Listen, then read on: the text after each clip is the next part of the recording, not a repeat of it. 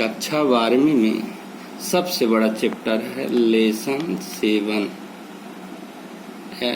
ये है लेसन 7। इसको बोलते हैं पी ब्लॉक के तत्व। पी ब्लॉक के तत्व ये है 8 नंबर का, यानी 5 धन 1 धन 1 बराबर 8, यानी 5 नंबर का एक दीर्घ उत्तरी क्वेश्चन और 3 ऑब्जेक्टिव, कुल 8 नंबर का। इससे बड़ा पार्ट कोई भी नहीं, इसलिए सबसे महत्वपूर्ण प्रश्न हम ले रहे हैं फास्फोरस के ऑक्सी अम्ल।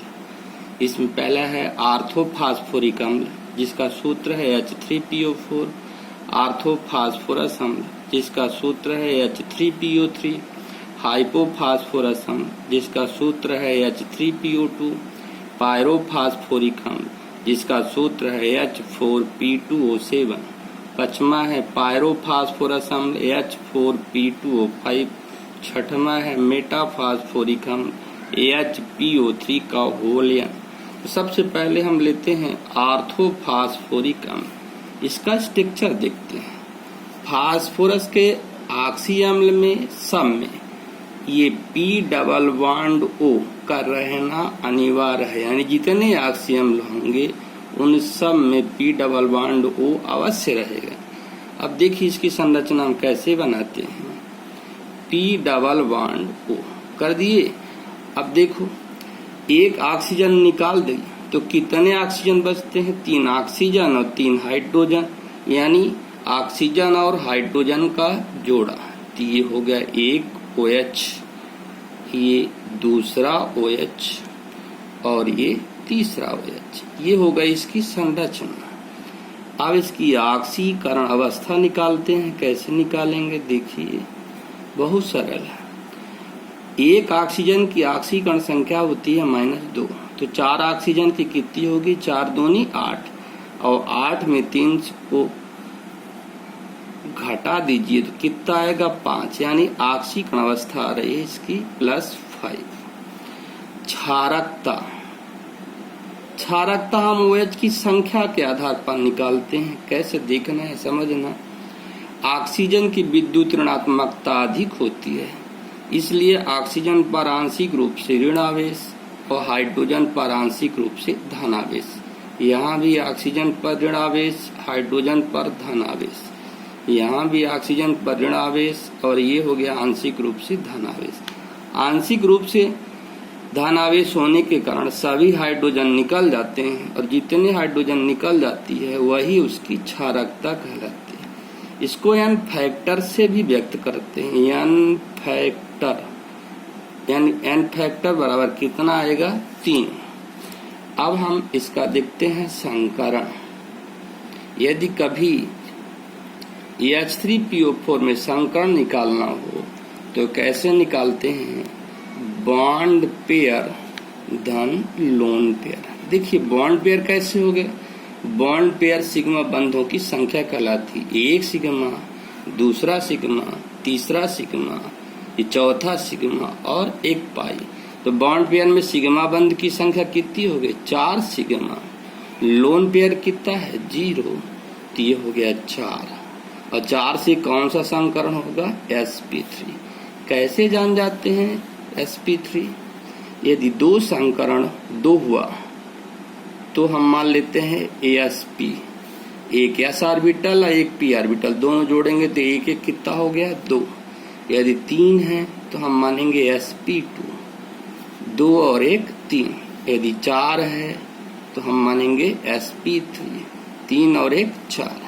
यदि 5 है तो हम मानेंगे sp3d, 1 3 1 4 और 1 5। यदि 6 है तो मानेंगे sp3d2, 2 3 5 1 6। और यदि 7 है तो sp3d3, 3 3 6 1 7। तो यानी इसका संकरण कौन सा हो गया? sp3 संकरण। तो संरचना इसकी कैसी होगी? और संरचना चतुष्फल की होती है, यानी टेट्राहेड्रल। टेट्राहेड्रल।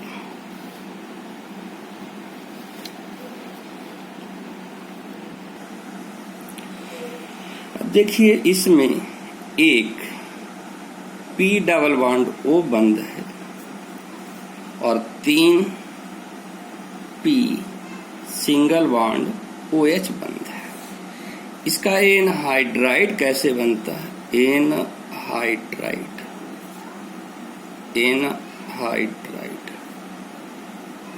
अब देखिए H3PO4 को डाइमर कर दीजिए। डाइमर का मतलब होता है 2 अणु। यदि हम गुणा करेंगे तो क्या हो जाएगा? H6P2O8। अब इससे इतने पानी निकाल दीजिए कि हाइड्रोजन बिल्कुल न बचे। तो 6 हाइड्रोजन है, यानी कितने अणु पानी निकलेगा? 3H2। तो बचा क्या? हाइड्रोजन पूरा निकल गया। फास्फोरस P2O और ऑक्सीजन 3 निकल गए, 5 बचा यानी P2O5, जिसे कहेंगे हम फास्फोरस पेंटा ऑक्साइड। अब इसको भी डाइमर कर दीजिए। डाइमर का मतलब होता है 2 अणु। ये क्या हो जाएगा? P4O10। अब P4O10 का हमें संरचना बनानी है। इसके लिए हम क्या करते हैं? चतुष्फल की स्थिति में चारों दिशाओं में हम 4 ठो पी ले लेते हैं। हो गया। अब इन पी को ऑक्सीजन से जोड़ देते हैं। ये ऑक्सीजन, सभी पी को ऑक्सीजन से जोड़ दीजिए। ऑक्सीजन ऑक्सीजन ऑक्सीजन, ठीक। अब फिर इसके बाद में कितने ऑक्सीजन हो गए? 2 2 4 और सबको डबल बॉन्ड ओ कर दीजिए। Double bond O, double bond O, double bond O, double bond O. 2 2 4 4 8। अब देखिए अपने पास 8 ऑक्सीजन हो चुकी हैं, 2 ऑक्सीजन बची हुई है। अब यहाँ पर ध्यान से देखिए तो आपको पता चलेगा कि ये सभी के सभी एक ऑक्सीजन यहाँ से जुड़ जाएगी और एक ऑक्सीजन यहाँ से जुड़ जाएगी। तो ये हो गया जा करके कितने? 10 हो गए। 4 4 8 और 2 10। अब फिर से ध्यान दीजिएगा, हम चारों तरफ क्या कर लेते हैं? 4 पी चतुष्फल की संरचना में लिख लेते हैं। फिर सभी पी को ऑक्सीजन से जोड़ देते हैं और फिर चारों तरफ पी डबल बॉन्ड ओ कर देते हैं। और फिर इसके बाद इन पीओ को आपस में ऑक्सीजन से जोड़ देते हैं। इस प्रकार से फास्फोरस एनहाइड्राइड यानी P2O5 की संरचना बन जाती है। अब हम लेते हैं आर्थोफास्फोरस अम्ल H3PO3।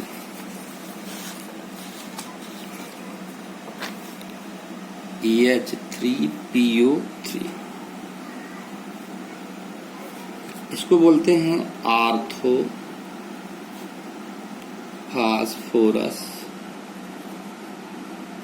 अम्ल। संरचना पहले ही बता चुके हैं कि सभी फास्फोरस के ऑक्सी एसिड में पी डबल बॉन्ड ओ अवश्य रहेगा। अब एक ऑक्सीजन तो यहाँ लग गई, यानी कितनी बची? 2 ऑक्सीजन। 2 ऑक्सीजन के साथ 2 हाइड्रोजन जुड़ जाएंगे तो एक ही ऑक्सीजन हो गई। ये एक ही ऑक्सीजन हो गई जोड़ा और एक बचा ये। अब इसकी ऑक्सीकरण अवस्था देख लीजिए।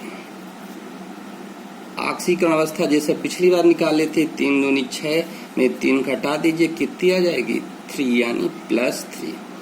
अब इसकी क्षारकता निकाल लेते हैं।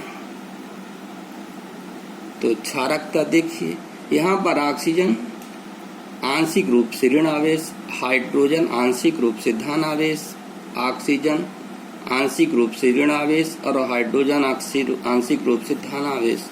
तो इसकी क्षारकता कितनी आएगी? 2, क्योंकि यह 2 ही हाइड्रोजन मात्र निकाल सकता है। इनके इलेक्ट्रॉन ऑक्सीजन अपनी ओर आसानी से आकर्षित कर लेता है। फास्फोरस और हाइड्रोजन की विद्युत ऋणात्मकता फास्फोरस की होती है 2.18 और हाइड्रोजन की होती है 2.19। दोनों की विद्युत ऋणात्मकता लगभग समान है। इसलिए ये हाइड्रोजन के इलेक्ट्रॉन को अपनी ओर आकर्षित नहीं कर सकता है। इसी कारण से यह केवल 2 ही हाइड्रोजन प्रोटॉन त्याग सकता है। इसलिए इसकी क्षारकता कितनी होगी? 2, यानी इसका n फैक्टर कितना होगा? 2। अब हम लेते हैं इसकी संकरण।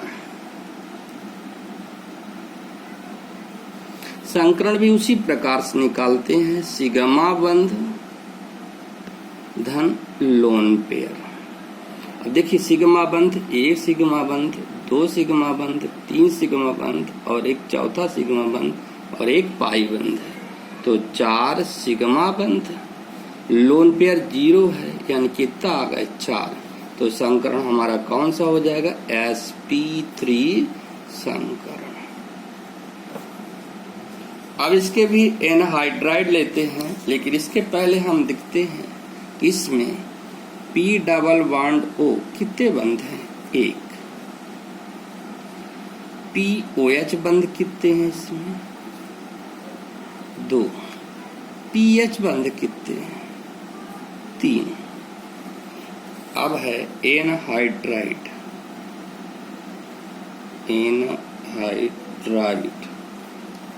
अब देखिए इसके एनहाइड्राइड कैसे निकालते हैं? H3PO3, इसको डाइमर कर दीजिए, ये हो जाएगा H6P2O, 2 तिहाई 6 P2O6।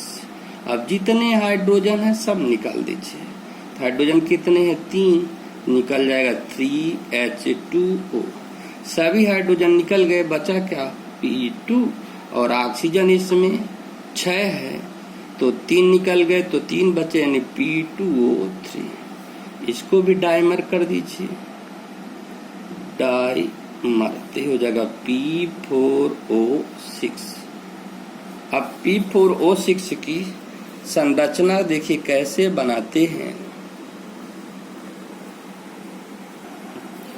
उसी प्रकार फास्फोरस 4 है, तो हम चतुष्फल की संरचना के हिसाब से चारों तरफ फास्फोरस लिख लेते हैं। फिर इनको हम ऑक्सीजन के द्वारा जोड़ देते हैं। ये ऑक्सीजन, ये ऑक्सीजन, ये ऑक्सीजन, यहाँ अच्छे से जोड़ दीजिए, ये ऑक्सीजन, ये ऑक्सीजन। कितनी ऑक्सीजन हो गई? 4। एक ऑक्सीजन बीच में जोड़ दीजिए इनसे, और एक ऑक्सीजन इनसे, तो 4 2 6, 3 और 3 6। लेकिन 2 इलेक्ट्रॉन अभी बचे हुए हैं, तो इनको हम क्या करते हैं? यहाँ पर लोन पेयर यहाँ दिखा देते हैं, ये लोन पेयर, ये भी लोन पेयर, और ये हो गया लोन पेयर। इसके बाद लेते हैं हम हाइपोफास्फोरस अम्ल। तीसरा है हाइपोफास्फोरस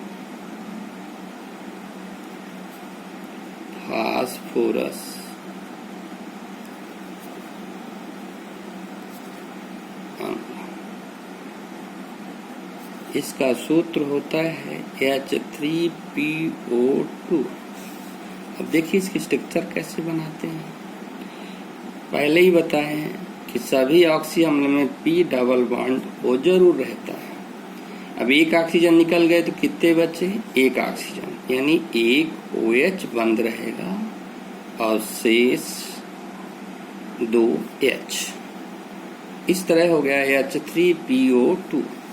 अब इसकी देखिए ऑक्सीकरण अवस्था या ऑक्सीकरण संख्या, 2 2 4, 4 में 3 एक घटा दीजिए, कितना आएगा? +1। क्षारकता, क्षारकता जितना OH है पहले ही बता चुके हैं कि ऑक्सीजन आंशिक रूप से ऋणावेश और हाइड्रोजन धनावेश, क्योंकि ऑक्सीजन की विद्युत ऋणात्मकता सबसे अधिक होती है। बच्चों सबसे अधिक विद्युत ऋणात्मकता होती है फोन की, FON। इसके बाद Cl, Bri, इनकी विद्युत ऋणात्मकता सबसे अधिक होती है। और यहाँ पर ऑक्सीजन है तो ऑक्सीजन की विद्युत ऋणात्मकता अधिक होगी, इसलिए साझे का इलेक्ट्रॉन ऑक्सीजन की ओर चला जाएगा। तो ऑक्सीजन पारंशिक रूप से ऋणावेश और हाइड्रोजन पारंशिक रूप से धनावेश।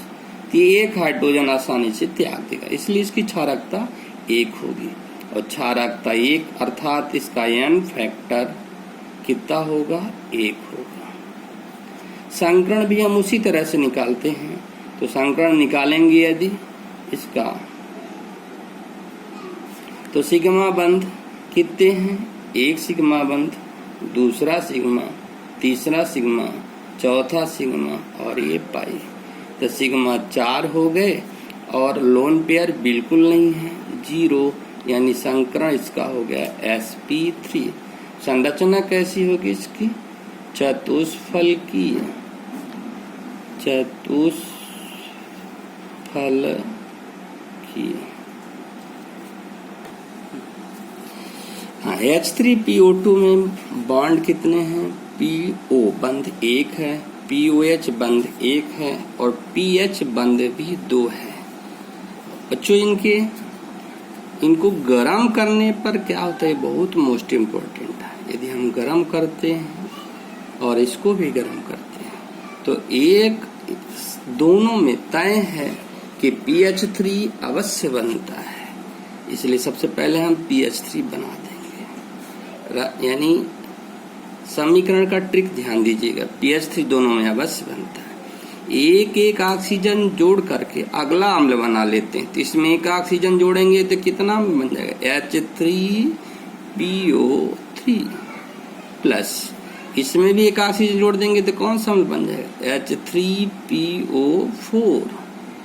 अब इसको हम संतुलित कर लेंगे। संतुलित करने का सबसे सरल तरीका होता है कि हम जो विषम संख्या में है उनको सम संख्या में कर लीजिए। ऑक्सीजन 3 है तो इसको कर दीजिए 4 तिहाई 12, तो 3 चौको 12। फास्फोरस 4, 3 1 4। हाइड्रोजन हो गए 3 3 9, 4 3 12 और 9 3 12, यानी संतुलित हो चुका। अब यहाँ आते हैं, यहाँ ऑक्सीजन 3 है, 2 3 6, तो 3 दूनी 6, 3 3 9 और 3 दूनी 6, 3 9। फास्फोरस 2 1 3 3, संतुलित हो चुका। इस प्रकार से यानी एक ऑक्सीजन यदि हम जोड़ देते हैं तो गर्म करने पर इनका ऑक्सी एसिड प्राप्त हो जाता है। अब थोड़ा यहाँ समझना है कि ये है क्या। अब यदि इसकी ऑक्सीकरण संख्या हम निकालते हैं, 2 दूनी 4 में 3 गए 1, यानी यहाँ पर ऑक्सीकरण संख्या कितनी आ रही है? -1। अब यहाँ पर देखिए 3 दूनी 6 में 3 गए 3, यानी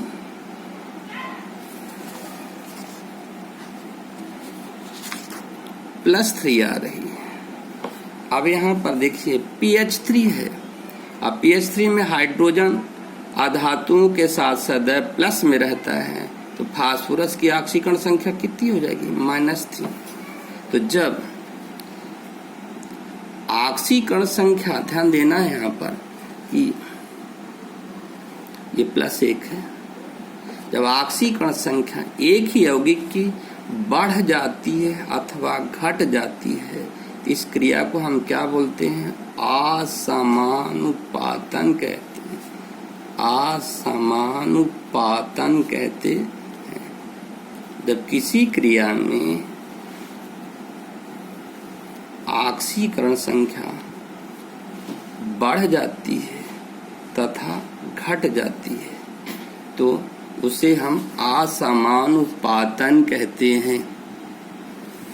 एक तत्व की ऑक्सीकरण संख्या में वृद्धि होती है अथवा कमी होती है तो उसे असमानुपातन कहते हैं। इसको यहाँ भी देख सकते हैं। जैसे देखिए ये पर +3 आएगा, 3 दूनी 6 में 3 घटाइए 3, 4 दूनी 8 में 3 घटाइए +5, और यहाँ कितना हो गया? -3। अब +3 से +5 यानी वृद्धि हो रही है, अब +3 से -3 क्या होती? कमी हो रही है। तो यदि किसी तत्व के ऑक्सीकरण संख्या में वृद्धि होती है और उसकी ऑक्सीकरण संख्या में कमी होती है तो इस क्रिया को असमानुपातन कहते हैं। ठीक बच्चों, कल अगला वो H3PO2 के बाद जो चौथा ऑक्सीजन कल बताएंगे।